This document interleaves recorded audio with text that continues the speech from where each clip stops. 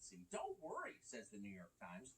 None of this is real. It's a conspiracy theory. Your eyes are lying to you. You're hysterical.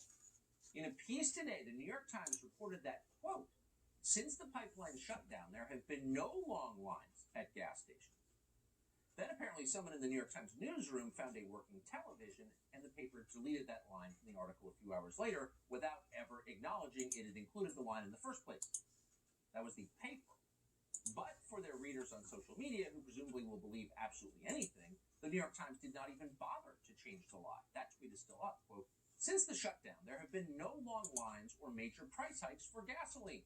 Right, not at all.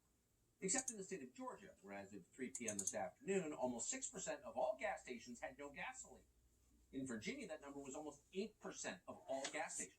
In North Carolina, it was 8.5%. In metro Atlanta, the biggest city in the South, more than 20% of all gas stations, more than a fifth, had no gasoline to sell. That is an energy crisis. Why is it happening?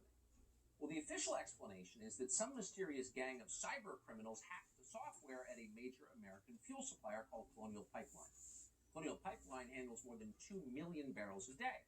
That's roughly half the East Coast's entire supply of diesel, gasoline, and jet fuel. And that's not a small problem in a country, like every country on Earth, that still relies almost entirely on fossil fuels to survive. But don't worry, says her new Energy Secretary, Jennifer Granholm, formerly the incompetent governor of Michigan, quote, it's not that we have a gasoline shortage, it's that we have the supply crunch.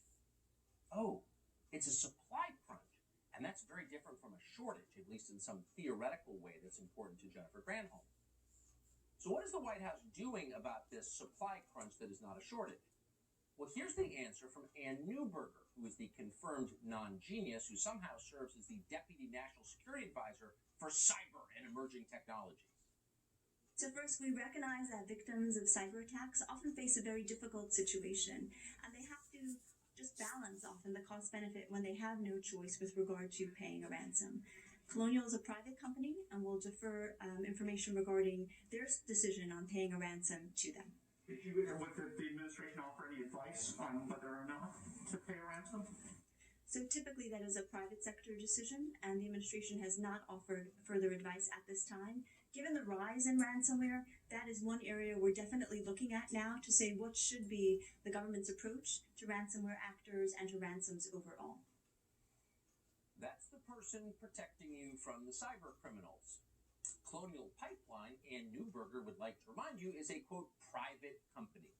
And as a matter of principle, the White House does not get involved in the affairs of private companies, not unless private companies were to use the wrong pronoun in a sentence, in which case the FBI would arrive with a SWAT team to make televised arrests.